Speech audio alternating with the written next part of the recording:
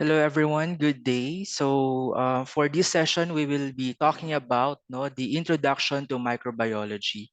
So for this lecture, what we will be focusing on, of course, is the historical overview of the different personalities in microbiology as well as their contribution to microbiology. Okay, so first, let's have the introduction specifically on the definition of microbiology. So basically, when we talk about microbiology, this is the study of living things too small to be seen with unaided eye. Okay, so from the word itself, micro means small, bio means life. Okay, logy, so that is the study, no? So that is the study of living things too small to be seen with an aided eye. So basically, apart from that, this is also considered to be the study of cellular microorganisms and acellular entities. So in microbiology, we are not only talking about bacteria, but also other entities, whether they are cellular or acellular, no, which can be considered sometimes as living or non-living. So for example, we have your viruses. No, your viruses is actually part of virology, which is a specialized area of microbiology. What else? We also have your fungi, di ba? Your fungi, specifically mycology, which is also an specialist or specialized area of microbiology. What else? We will also be dealing with your atypical bacteria or atypical microorganisms or spire sheets, etc., etc. So for the entire semester, what we will be talking about, of course, what we will be talking about are microorganisms which can be considered as relevant, no, in the field of medicines, or considered to be medically important microorganisms which might cause infections or diseases to humans. Okay, so pharmaceutical microbiology class is another specialist area of microbiology which is concerned with the use of microorganism in pharmaceutical development and with maintaining contamination control. Okay, so as we all know, we are not only dealing with pharmaceutical microbiology focusing on these microorganisms class, but of course, we would want to explore on how these microorganisms, on how these infections can be controlled, specifically on the use of pharmaceuticals, on the use of vaccines, on the use of antibiotics. Okay, so apart from that, we are more concerned of the pharmaceutical development, no? And of course, with maintaining contamination control. So the keyword there is pharmaceutical development. Okay, when we talk about pharmaceutical development class, meaning to say we are actually bringing a new pharmaceutical product to the market once the lead compound has been identified or has been discovered through the process known as drug discovery. Okay, so again and again, when we talk about pharmaceutical microbiology, that is the study of microorganisms, specifically focusing on pharmaceutical development and contamination control. Okay? So first in line, okay, we have the historical overview of microbiology. So under this, first we have Anton van Leeuwenhoek. So what was the contribution of Anton van Leeuwenhoek? Anton van Leeuwenhoek class is the father of microbiology. Well, in fact, he described microorganisms, but of course, it was not named as such before. They called it as animalcules.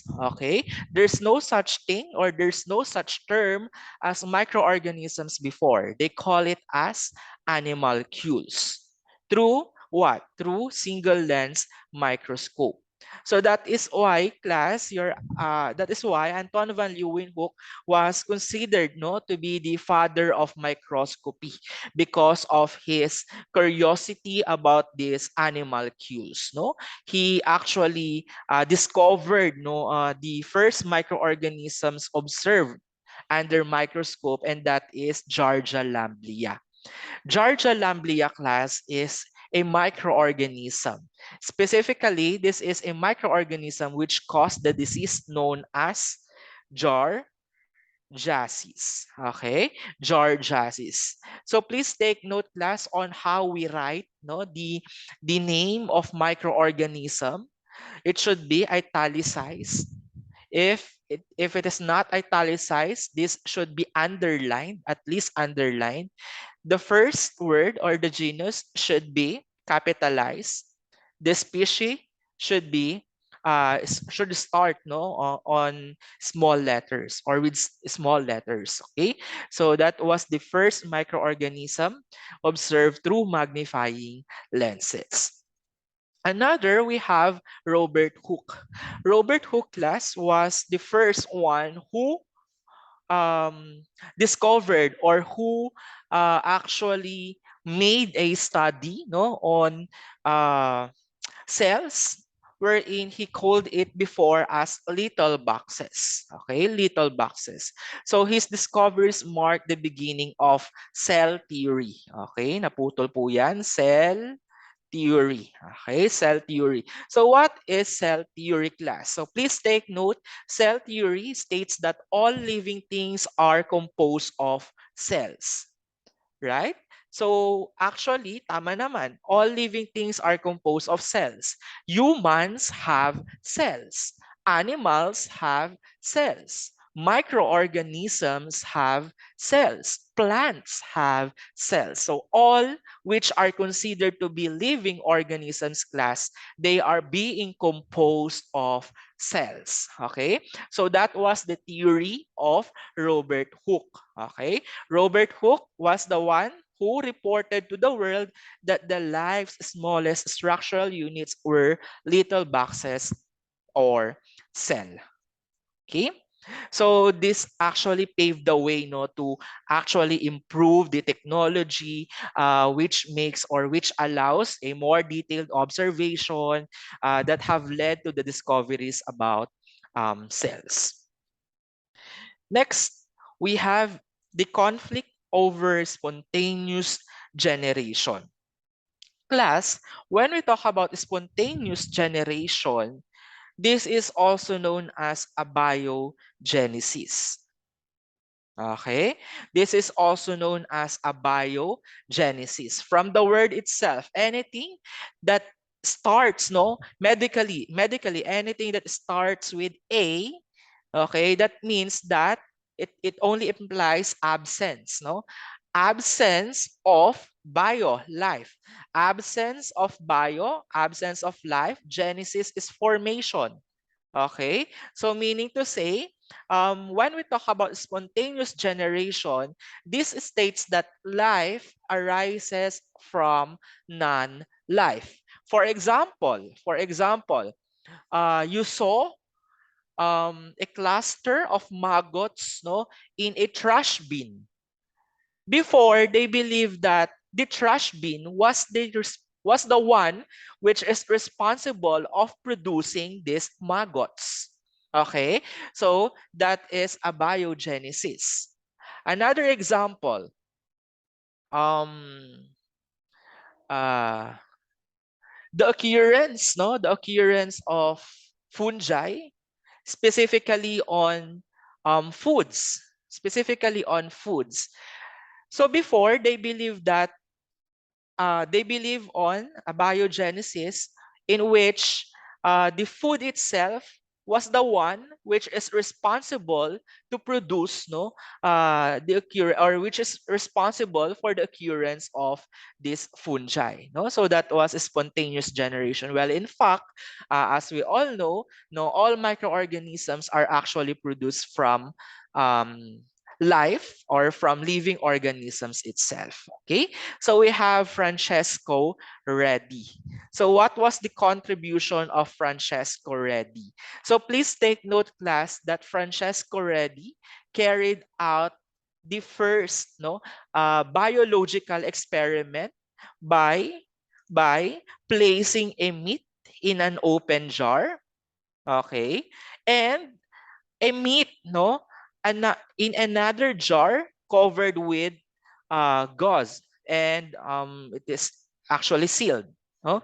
So until such time that Francesco Redi observed that maggots arose only in the open jar because flies had access to the meat where they laid eggs. It's not actually the meat which produced the maggots, but it's actually the flies which has or which have the access, no, which have the access to the jar in which they lay their own eggs. Okay, so that was the experiment of maggots. For the second and third jar, of course, there were no maggots appeared because it was covered. Okay? So anong ginawa ni Francesco Redi? Francesco Redi opposed spontaneous generation. Aha, I don't believe in spontaneous generation. It's actually the flies which produce or which laid eggs, no, which is responsible for the production of maggots. No? So in his experiments, maggots appeared only if flies were allowed to leave their eggs on the meat inside the jar. Okay? So that was the contribution of Francesco Redi. He opposed. I don't believe in spontaneous generation. No? So he made use of three um, controlled experimentation. The first, open, second and third, close. He observed that maggots appear on the first because it was open. The second and third, no maggots at all. Okay, so that was Francesco Redi. Next, we have John Needham. So what was the contribution of John Needham?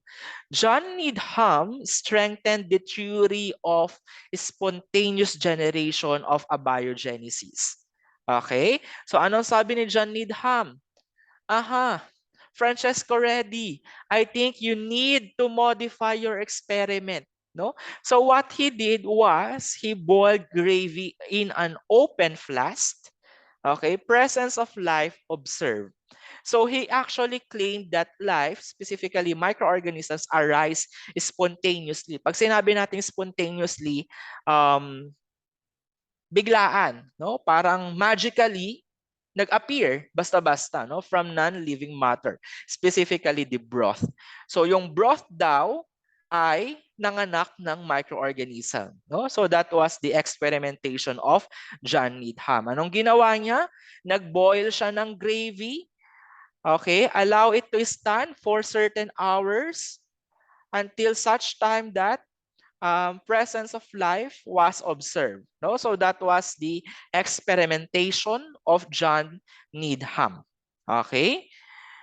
Next, Lazaro Spallanzani. Anong ginawa ni Lazaro Spallanzani? Actually, Lazaro Spallanzani just copied the experiment made by John Needham, in which, of course, he made use of two controlled experiments. The first one was not covered. It is an open flask. The second one, closed. So ginawa niya yung methodology ni John Needham. He boiled the gravy, allow it to stand for a while, presence of life observed. Okay? So he noticed that microorganisms from the air, no, probably entered Needham solution after they were boiled, no.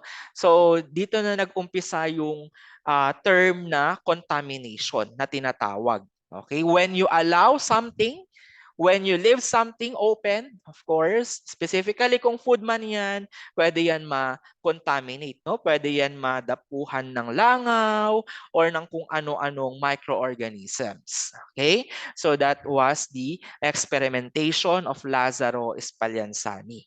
Okay. Ano naman yung response ni Needham? 'Di ba? Sabi ni Lazaro Spallanzani. Syempre, kung hinayaan mong nakabukas yan, malamang pwede yan pasukan ng hangin in which the hangin is being contaminated with microorganism. So what was the response of John Needham? Vital force necessary for spontaneous generation had been destroyed by the heat and was kept out of the flask by the seal. Meaning to say, merong daw something, no, vital force within the environment na kung saan kapag sinara mo yung flask, hindi makakapasok yung vital force na tinatawag. Kaya walang microorganism or walang life na na-observe. Okay, doon sa second flask. Yun yung response ni John Needham. So before they believe, no, they believe on vital forces, they believe on spontaneous occurrence or generation of microorganisms wherein microorganisms just appeared magically, no? So yun yung mga paniniwala nila before, no, that microorganism occurrence is being driven by a vital force. Okay, next we have Anton Laurent Lavoisier. Ano naman yung contribution ni Anton Laurent Lavoisier, no? So he showed the importance of oxygen to life. Sabi niya, Spallanzani, since close po yung second experiment mo, second controlled experiment mo, hindi makakapasok yung oxygen. Pag walang oxygen, walang buhay. Tama naman, di ba? So Anton Laurent Lavoisier has actually a point here.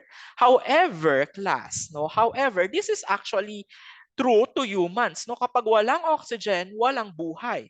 However, for some microorganisms, please take note, class, that there are microorganisms which can still survive even without the presence of oxygen. There are microorganisms which require oxygen for them to survive.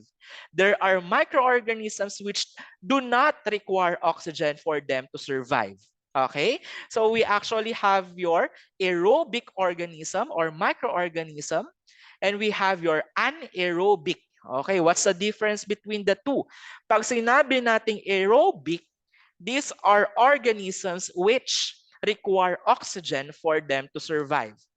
Pag anaerobic naman, anaerobic, no oxygen at all. No, no, no for oxygen. Okay? Anaerobic. Aerobic, oxygen, yes. Anaerobic, oxygen, no. Okay?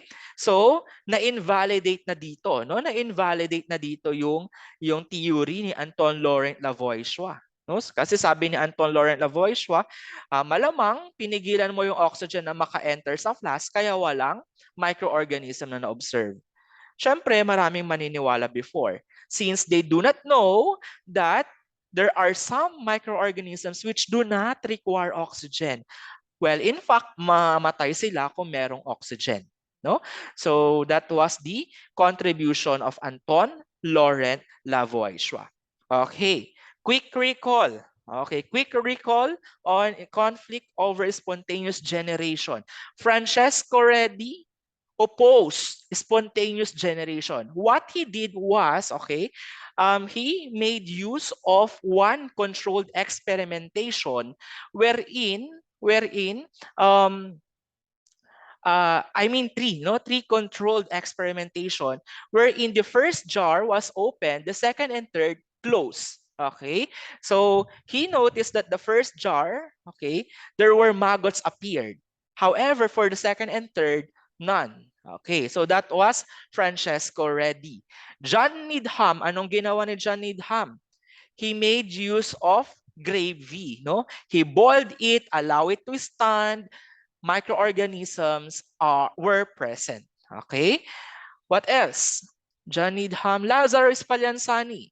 Lazaro Spallanzani just copied the experimentation of John Needham. However, he made use of two versions. The first version was open flask. Second version, closed flask. Sa open version, of course, there were microorganisms observed. However, for the second one, no microorganisms at all. Okay? Anton Laurent Lavoisier, oxygen. Oxygen is very much important. Without oxygen, no life. Okay? So yan po yung mga observation before, no? Over spontaneous generation. So let's now move on to theory of biogenesis. So if we have a biogenesis, we also have biogenesis, okay? Or um, these are the uh, personalities or microbiologists who actually challenge, no, spontaneous generation. So first in line we have Rudolf Virchow. So Rudolf Virchow proposed the theory of biogenesis. Ano naman yung biogenesis? Living things only arise from pre-existing living things. Kanina, theory of abiogenesis states that living things arises from non-living things. Theory of biogenesis, living things only arise from pre-existing living things. His contribution actually paved the way for scientific observation, no, of cell theory, which was being produced or proposed by Robert Hooke. Okay. Next, we have Louis Pasteur. Of course, kilalang kilala natin, di ba? Si Louis Pasteur. Nung elementary tayo, malamang um, na-introduce na sa atin si Louis Pasteur. Nung high school tayo, yan. 'Di ba? Ano ba yung contribution ni Louis Pasteur? I can hear you. Siguro sinasabi niyo ngayon, pasteurization, sir. Very good, no? So apart from that, apart from pasteurization, marami pa pong contribution. Marami pa pong contribution si Louis Pasteur. Actually, along with Robert Koch, he was coined to be the father of modern microbiology. Father of microbiology, Anton van Leeuwenhoek. Father of modern microbiology, Louis Pasteur. No? Louis Pasteur. He actually started, no, the golden age of microbiology. No? Parang tayo, nasa golden era na tayo, guys. Char. Golden age of microbiology. Okay. So ano yung ginawa niya? So yan. So microorganisms are indeed present in the air, can contaminate seemingly sterile solutions, but air itself does not create microbes. Naniniwala ba tayo kay Louis Pasteur? Of course, yes, di ba?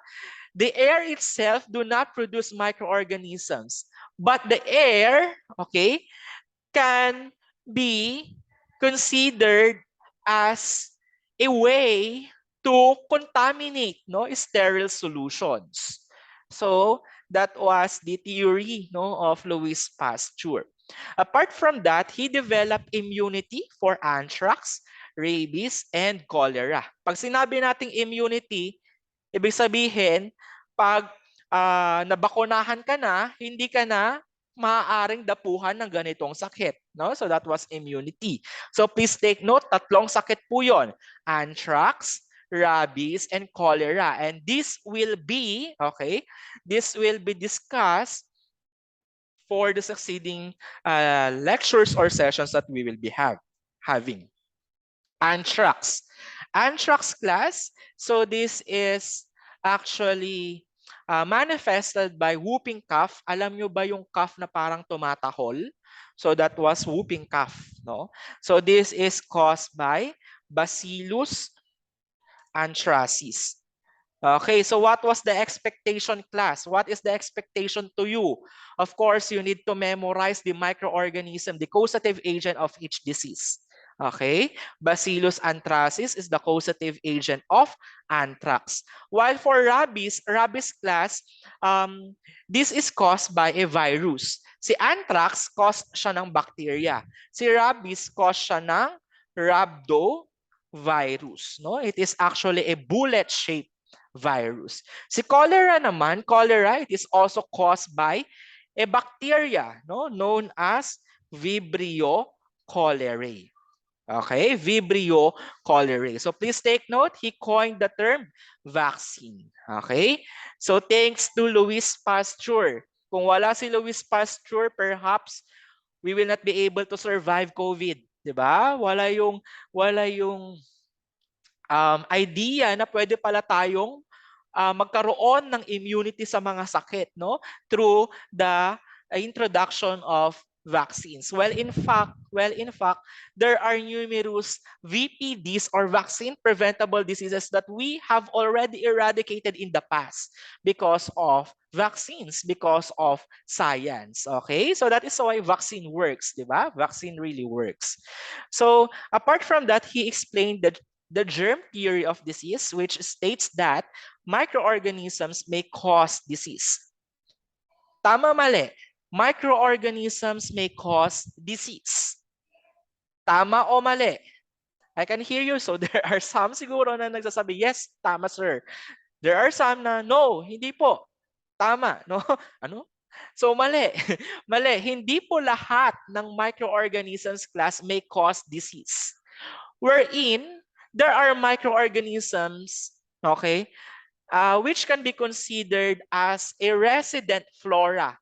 Ibig sabihin, naninirahan na mismo siya sa skin, sa intestine natin, sa mouth natin, sa vagina, sa recto or sa anus, no? So resident flora na nila doon. Magko-cause lang siya ng sakit kapag na-displace siya doon sa resident flora niya, nagbago yung environment, okay? What else? Nag-mutate siya into another variant or species. So yun po yung mga dahilan, no, kung bakit nagko-cause sila ng sakit. Apart from, of course, their virulence factor na tinatawag. Pag sinabi natin virulence factor class, ano yung factor or ano yung something sa microorganisms na yon, bakit kaya siya nagko-cause ng sakit? For example, the virulence factor of Neisseria gonorrhoeae, okay, Neisseria gonorrhoeae is their pili. Familiar naman kayo sa pili, di ba? Pili is for adherence. If we will going to review the prokaryotic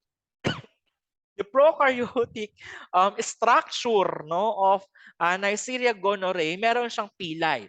Yung pilay na yon, no, ano ba ang role ng pilay? They are more of adhesion, di ba? They can seemingly adhere with urethra, no, causing now gonorrhea. Ibig sabihin, without pilay, hindi sila makaka-adhere.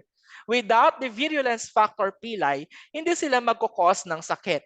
Okay? So that is virulence factor. Ano yung meron sa microorganism na ito? Bakit siya nag-cause ng sakit? Okay? Perhaps sa pilay niya, perhaps sa capsule niya, sa flagella. So yun po yung mga pwedeng maging virulence factor. Okay. So he also discovered fermentation process. Fermentation process. Familiar po ba sa fermentation process? Pag sinabi nating fermentation process, saan po yon? Anong industry siya ginagamit? Usually sa wine, di ba? Sa wine in which we are using, no, specifically yeast to ferment the wine, no. So it was actually Louis Pasteur who discovered fermentation process. Pasteurization naman is the way of preserving liquid products, specifically the quality of milk products class, no? Pasteurization. Okay? So please take note class ha, the contribution of Louis Pasteur. Kaya siya tinawag na father of modern microbiology because of his contribution. Super dami po ng contributions niya. Okay. So apart from that class, please take note, he also introduced or experimented, no, or made observation on spontaneous generation wherein he made use of swan neck flask experiment. Okay, ano po itong swan neck flask experiment? Okay. If you will be looking at this structure, makikita natin na yung flask, parang yung neck niya, it looks like is one. No? Meron siyang curvature. Okay? Meron siyang curvature. So, meron po tayong flask A, meron din tayong flask B. For both, sorry, for both flasks, it contained broth. No? It contained broth. So the broth was actually sterilized in its one neck flask. For the first one, it is left open to the air. Okay, it is left open to the air. So he noticed that the curvature of the neck, okay, the curvature of the neck actually traps the dust particles and microorganisms, preventing them from reaching the broth. Okay? Yung swan daw or yung neck niya, since curve siya, yung mga dust ay naipon or yung mga microorganism naipon siya sa curvature. Thereby, microorganisms will not be able to reach the broth. No contamination na mangyayari. Okay? So that was the first flask. The second flask naman, if the neck is snap off, pinutol natin yung neck to allow the air, no, to allow the air or the flask, no, open. So organisms may have access, no, easily the broth. Thereby contamination is possible. Okay? So that was swan neck flask experiment. Sa unang flask, hindi siya pinutol. So napansin na merong formation ng dust or microorganisms sa curvature niya. Sa second one, it was being snapped off, then organisms soon appeared. Okay, so that was this one neck flask experiment. All right. How about the germ theory of disease? Actually, class, germ theory of disease was developed by Louis Pasteur along with Robert Koch. Okay, along with Robert Koch. This theory actually, no, is considered to be the foundation of modern disease. No, so this is the germ theory supported by Louis Pasteur and Robert Koch. So the concept that microorganisms can cause disease. So this is the germ theory of disease. Many diseases are caused by the growth of microbes in the body and not by sins, bad character of poverty. So before, they believe that if you are makasalanan, if you are very sinful, prone ka sa sakit. Or sometimes, poverty itself. Yung mga mahihirap, sila yung mismo nagkakasakit. Tama naman, di ba? Sila yung mas vulnerable, no? Vulnerable sa sakit, perhaps because of their access to quality healthcare, no? So of course, pwede nating i-eliminate yung notion na kung saan the sins itself, no, can cause diseases, no? So until such time na na-discover or na-develop yung germ theory of disease. How about pasteurization? Paano ba ginagawa ang pasteurization, class? Pag sinabi nating pasteurization, this is also known as partial sterilization. Ano ibig sabihin ng partial?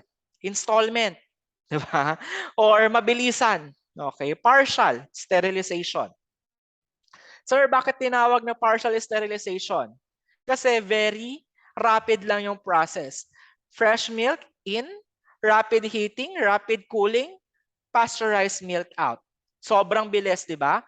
Fresh milk in, rapid heating, rapid cooling, pasteurized milk out. So that is pasteurization.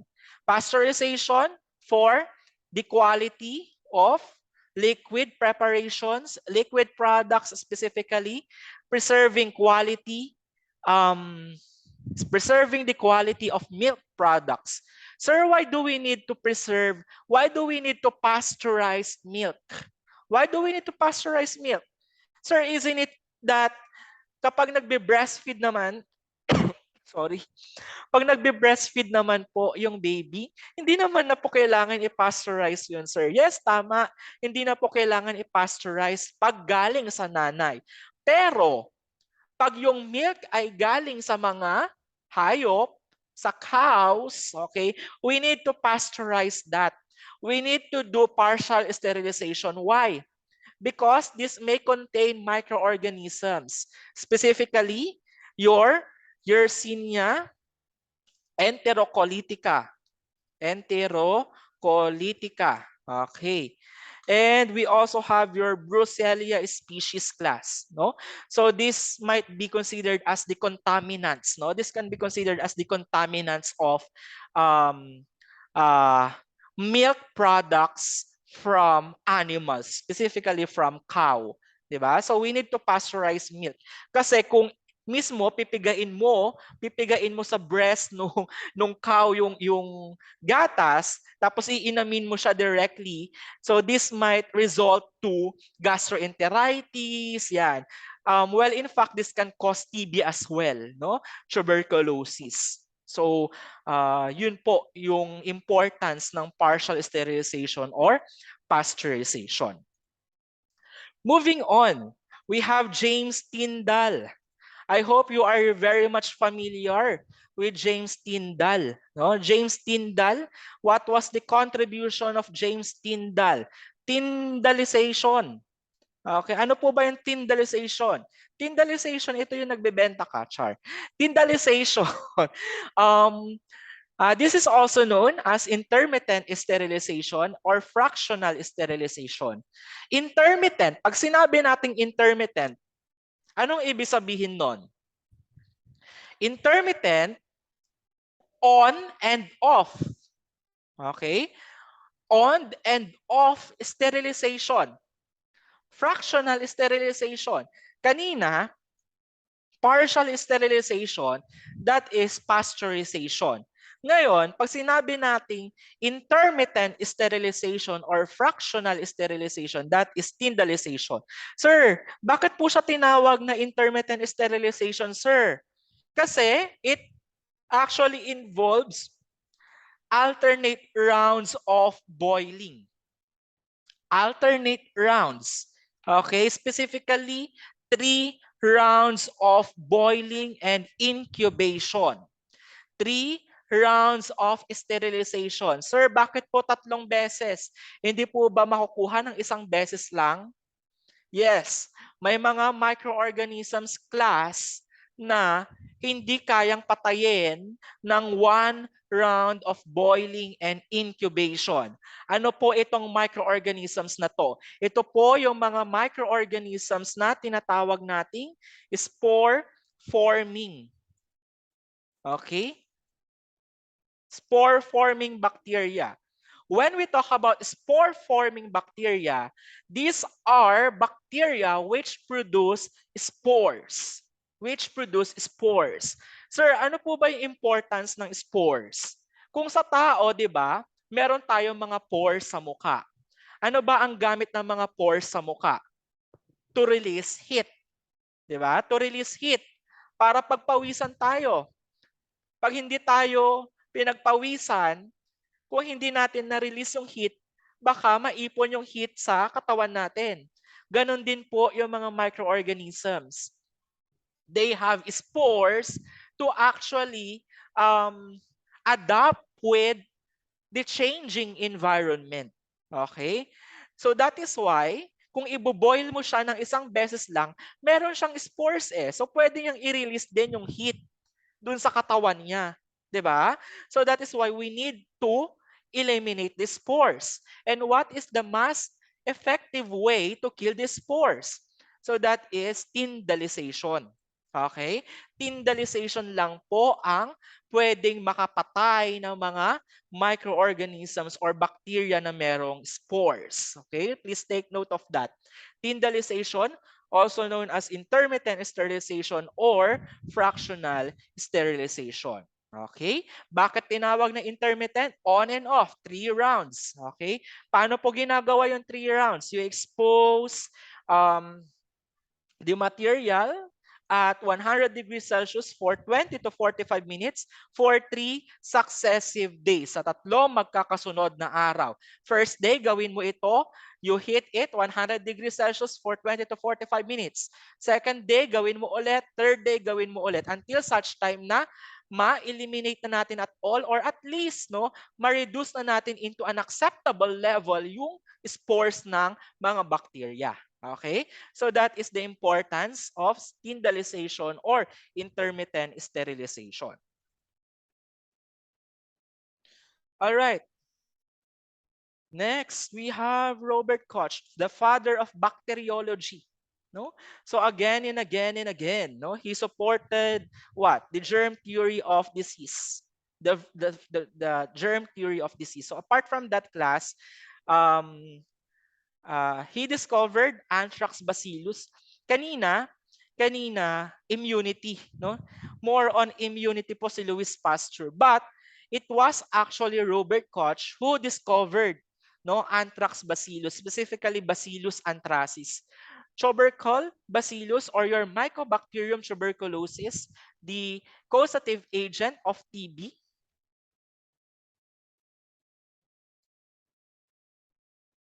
And your Vibrio cholerae. So tandaan nyo class, tatlo po yan. Tatlo po ang na-discover ni Robert Koch. Anthrax, TB, cholera. Discovered immunity against anthrax, rabies, and cholera, Louis Pasteur. Discovered anthrax, TB, and cholera, Robert Koch. Don't get confused. Okay? Immunity po kay Louis Pasteur. Pero yung discovery ng microorganism itself kay Robert Koch po yun. Apart from that class, he also developed postulates. He developed Koch postulate that were actually used to relate single microorganism to a single disease. Ibig sabihin, we want to establish the causative agent of the disease. We want to know if this microorganism is indeed the one which was responsible to cause the disease. Okay? Yun po yung gamit ni Koch postulate. So paano po ginawa yung Koch postulate? Or ano ba yung Koch postulate? Please take note, we have 4 postulates. Okay? Postulate 1. Microorganisms are present in every case of disease. Okay? Microorganisms are present in every case of disease. Postulate 2. The microorganisms are isolated in the tissues of a dead animal and a pure culture is prepared. So, we have a dead animal here. Malamang namatay siya because of a disease caused by a specific microorganism. If we will isolate, pag sinabi nating isolate, if we will get samples of microorganisms from the tissues of this dead animal, okay, we can now actually culture it. Pag sinabi natin culture, pwede natin siyang i-grow sa laboratory. So that is postulate 2. Postulate 1, merong patay na hayop. Postulate 2, kukuha tayo ng sample, mag-isolate tayo ng microorganisms doon sa tissue ng dead animal, tapos i-culture natin siya. In microbiology, pag sinabi natin culture, we are allowing it to grow, synthetically, allowing it to grow in the laboratory by the use of growth medium, ng mga different medium. So this will be this will be introduced or discussed in your laboratory, yung mga different mediums or media natin. Okay? So that is postulate 2. Postulate 3, since na-culture mo na siya, nag-grow mo na siya, we will now what? Inoculate it to a healthy, susceptible animal. Sir, ano pong ibig sabihin ng inoculate? Inoculate. Introduce. Administer. Ibig sabihin, yung nag-grow natin na yon, i-administer naman natin siya sa healthy, susceptible animal. Sir, bakit po kailangan healthy? Malamang kung hindi yan healthy, kung meron niyang sakit, hindi natin correlate na yung microorganism na nakapatay or responsible for the disease, no? Among uh, the experimental animals in the postulate 1, okay? So hindi natin mai-establish yung correlation niya kung meron siyang sakit, no? For postulate 3. So kailangan healthy and susceptible siya. Okay? So until such time that disease is reproduced. So postulate 1, merong patay na hayop. Postulate 2, kukuha tayo ng sample from the tissue of the dead animal. Postulate 3, we will culture. We will inoculate it into a healthy, susceptible animal. Postulate 4, identical microorganisms are isolated, recultivated from the tissue specimens of the experimental animal.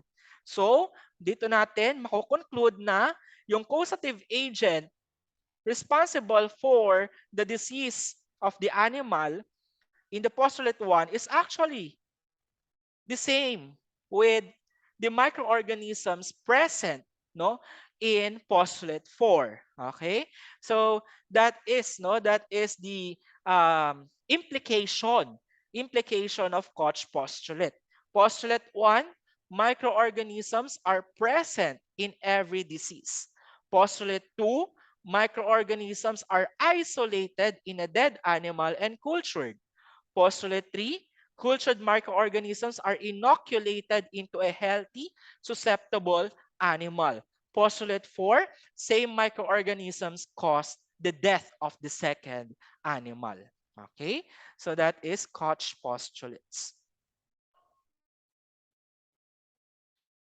So there are limitations, class. No? There are limitations of Koch postulates. So what are those? First, many organisms have the pathogen but do not show symptoms.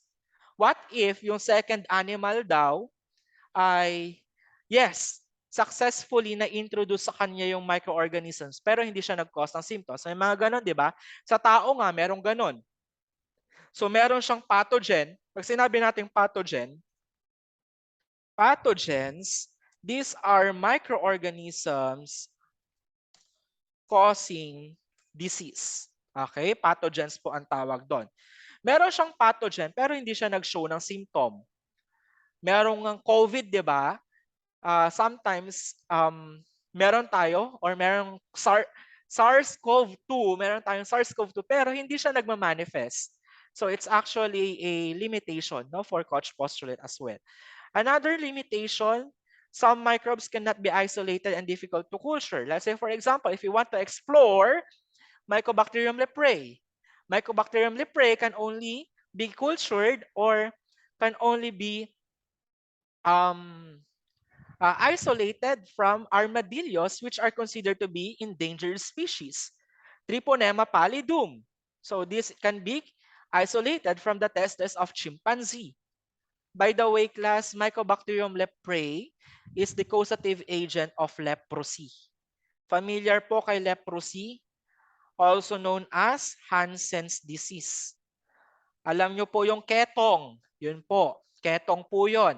Ketong po is caused by Mycobacterium leprae. Sir, nabanggit nyo na po yung Mycobacterium kanina. Yes, I mentioned Mycobacterium a while ago. Mycobacterium tuberculosis. Ibig sabihin, they belong to the same genus. Magkapatid po yan, si TB at saka si leprosy. Si tuberculosis at saka si ketong. Kasi they are being caused by Mycobacterium species. Okay, Mycobacterium.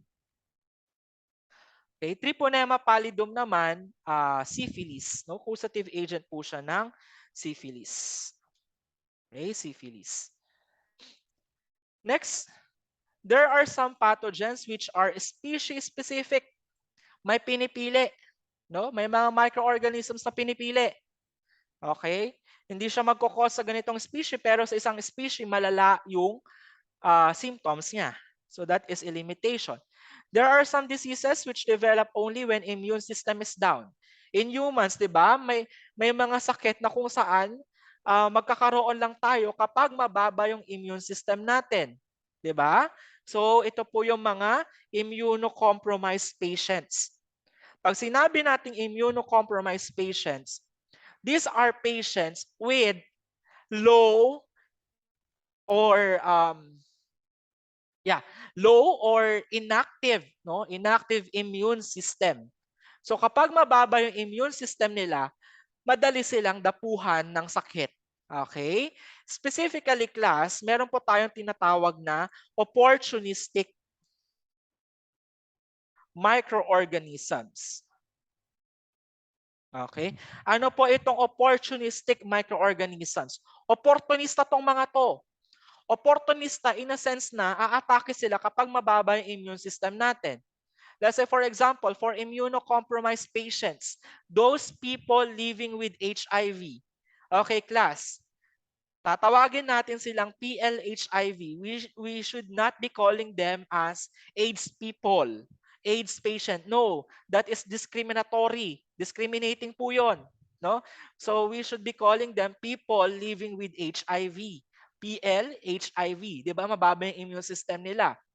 May mga opportunistic microorganisms po doon. A very good example of which is Mycobacterium tuberculosis. What else? Mycobacterium pneumoniae, no? Yung pneumonia. So, ito mga microorganisms na to, aatake lang yan kapag mababa ang immune system ni pasyente, 'di ba? Specifically kapag mababa na yung CD4 counts niya. Okay? So, opportunistic microorganisms sila kasi aatake lang sila kapag mababa ang immune system.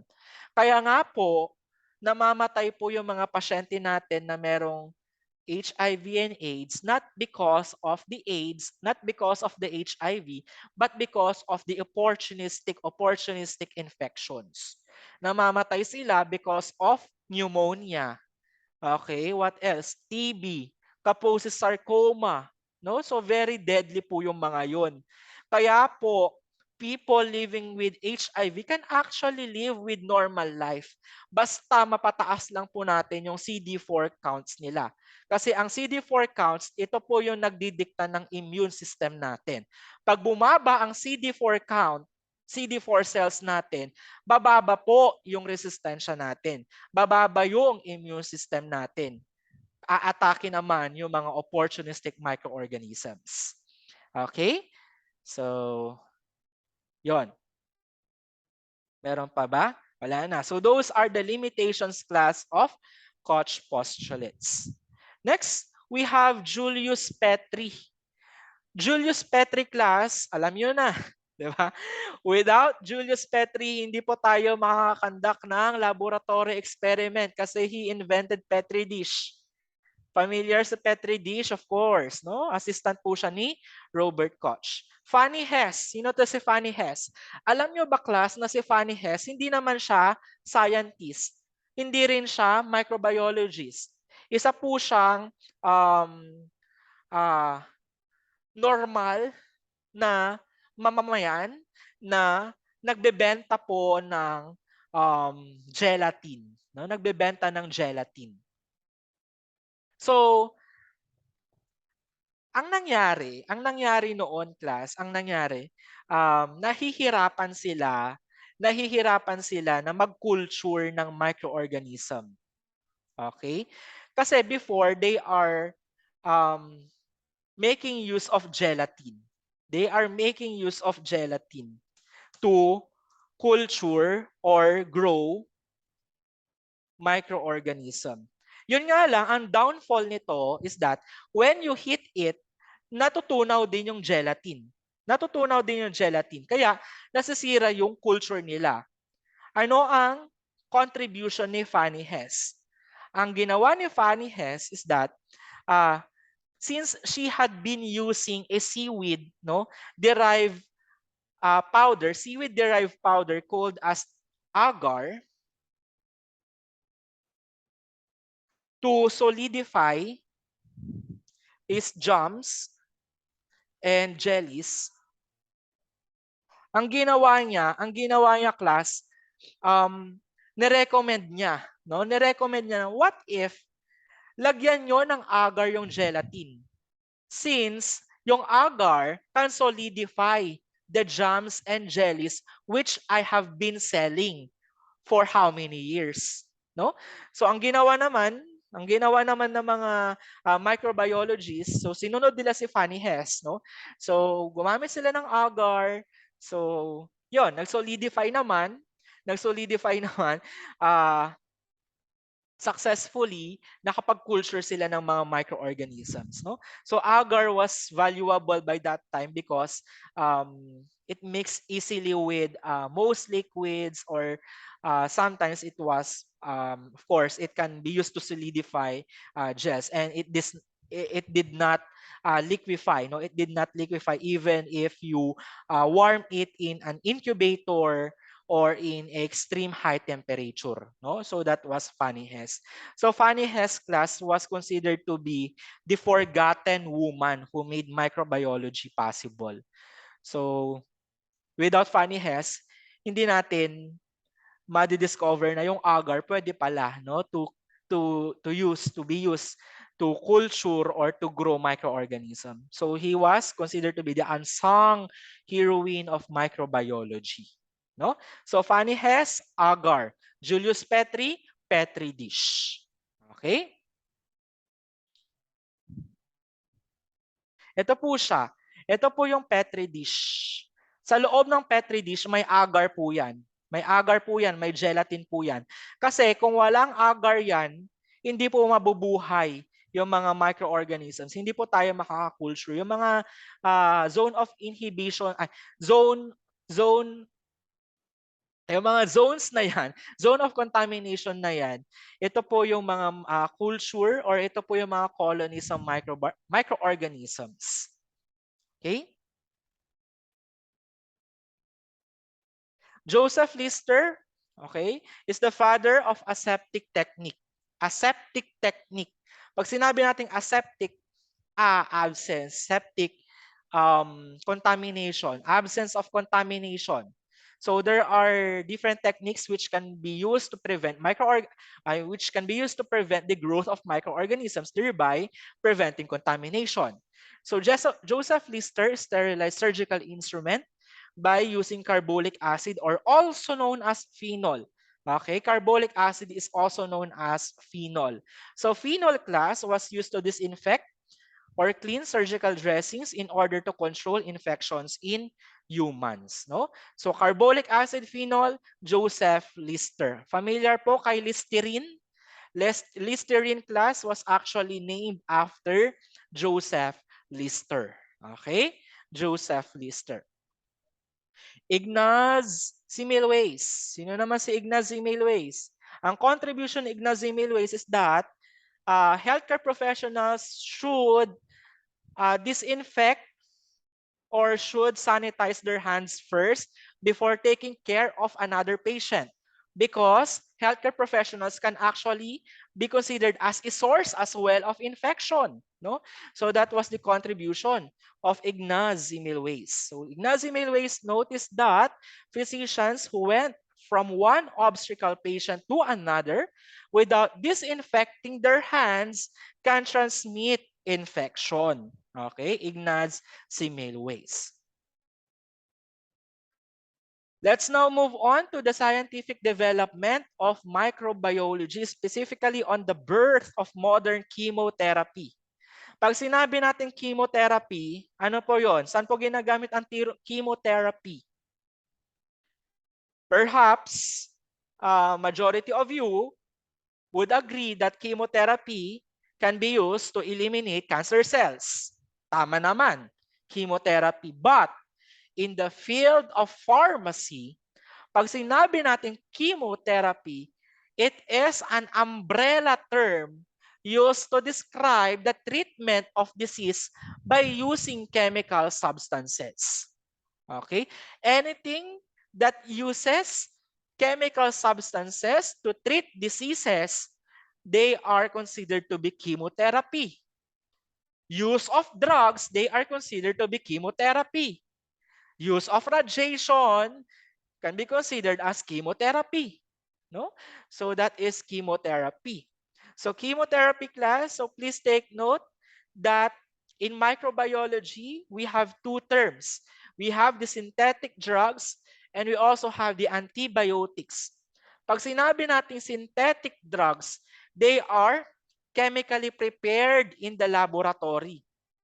Gawa ng tao by chemical alterations, by what? Uh, chemical structure modifications. So yun po ang synthetic drugs. Pag sinabi nating antibiotics, these are drugs which are being produced naturally. Synthetic, pag sinabi natin synthetic, chemically prepared. Antibiotics, naturally. They are naturally produced by bacteria or fungi. Okay? Ibig sabihin, antibiotics class are being produced by microorganisms itself. Sir, paano po nangyari yon? Microorganisms can cause disease nga. Yes, tama.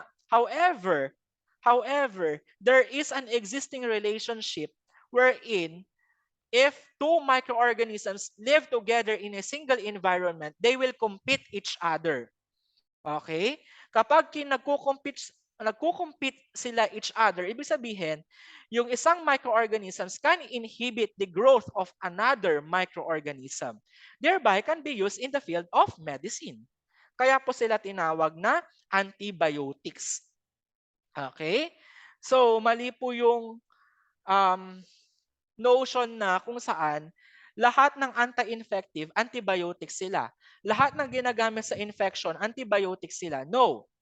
No? So there are anti-infectives which can be considered as synthetic drugs. Meron ding mga microorganisms um, which can uh, be produced by bacteria or fungi. Okay? So for your assignment class, give at least 30, hindi, 20 na lang, 20 antibiotics. Example of antibiotics produced naturally by bacteria. So, ibigay nyo yung antibiotics and kung ano yung source nila. Specifically, let's say for example, penicillin. Penicillin is derived from the mold Penicillium notatum. Penicillium notatum is a mold which produces penicillin. Okay? So paki-enumerate na lang po 'yon. The drug itself tapos yung source nila. Okay? Assignment nyo po 'yan. Paul Ehrlich. Ehrlich, the father of chemotherapy. He discovered the first chemotherapeutic agent known as salvarsan, arsphenamine, or compound 606. Lumabas to sa board exam namin. What is the element present in salvarsan? Siyempre, kung hindi mo alam yung other name ni salvarsan, hindi mo na alam yung sagot. Arsphenamine. Arsphenamine, arsenic po. No, arsenic is the element present in salvarsan. Para saan po ito? Para sa syphilis. No, ginamit po siya sa syphilis. Paul Ehrlich discovered salvarsan, arsphenamine, compound 606, or magic bullet. Okay, magic bullet. Another, we have Alexander Fleming. Oh, Alexander Fleming, 'di ba ginagamit lang 'ton sa mga section sa high school for Fleming, ganon. So Alexander Fleming class was very famous because of his discoveries of fungus mold Penicillium notatum. Well, in fact, it was actually discovered accidentally only. Accidentally. Paano po 'yon? Kasi for example, ito po yung um, Petri dish na naglalaman ng microorganisms, na merong culture ng microorganisms. Tapos, meron ding another Petri dish. Yung another Petri dish, naglalaman siya ng Penicillium notatum. Yung Penicillium notatum, kumuha siya ng sample. Accidentally, napatakan niya yung another Petri dish which contained Staphylococcus. Until such time, he discovered that doon sa second Petri dish, di ba may mga Staphylococcus dyan? May mga culture dyan, may mga microorganisms dyan. He discovered na yung napatakan niya accidentally na area, nagkaroon ng zone of inhibition. Aha, ibig sabihin, if Staphylococcus can cause disease, we can prevent it by using Penicillium notatum. Yun po yung discovery ni Alexander Fleming. Ang galing, di ba? So, accidentally, na-discover niya yung Penicillium notatum. But it was actually Florey and Shane who developed penicillin in clinical setting. Pag sinabi kong clinical setting, it was Florey and Shane who discovered the chemical structure of penicillin, the mechanism of action of penicillin, the um, indications of penicillins. So yun po, no? Yun po yung discovery or ambag ni Florey and Shane. But please do note that it was Alexander Fleming who won the Nobel Prize, no? So siya po yung nanalo ng Nobel Prize. Kasi without Alexander Fleming, hindi naman magkakaroon ng idea si Florey and Shane, no? To discover penicillin in clinical setting or to explore penicillin in clinical setting. Next, we have Selman-Waxman.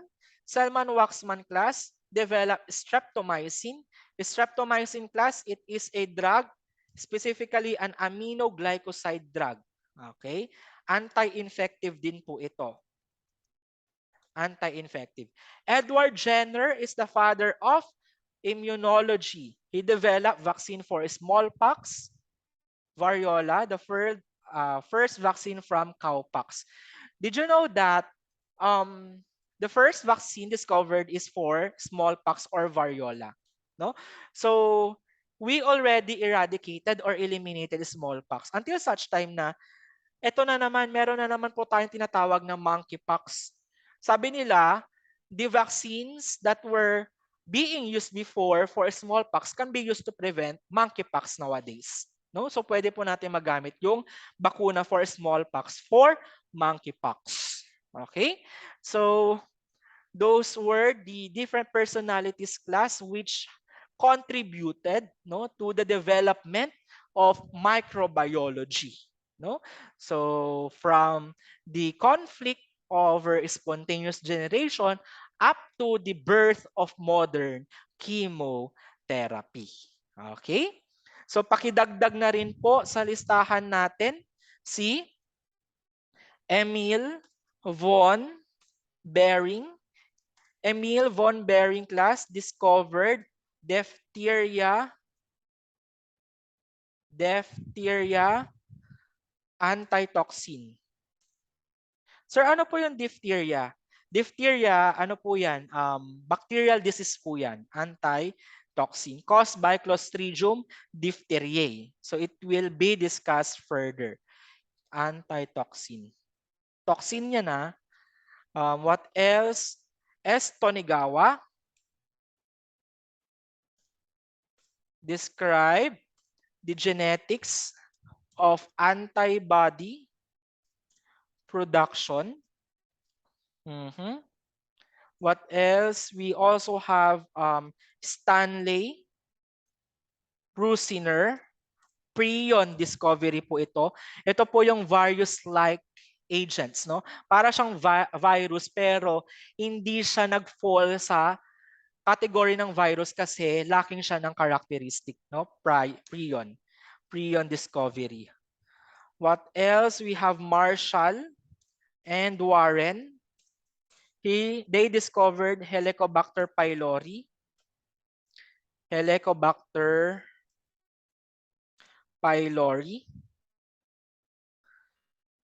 Montagnier and Sinausi discovered HIV.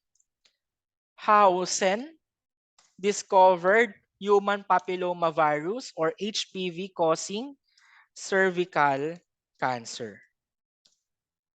Okay? So pakidagdag po sa listahan natin ito mga to. All right. So I guess that ends, no, our session for today. So if you have further questions or clarifications, please reach out or please speak out, no, next meeting so we can address it. We can address it in the class, no. So next meeting, please prepare a short quiz as well, no? Focusing on, of course, the one that we had discussed for today. So thank you very much, class, for listening. So again, if you have further question, please don't hesitate to reach out. Thank you and have a great day ahead.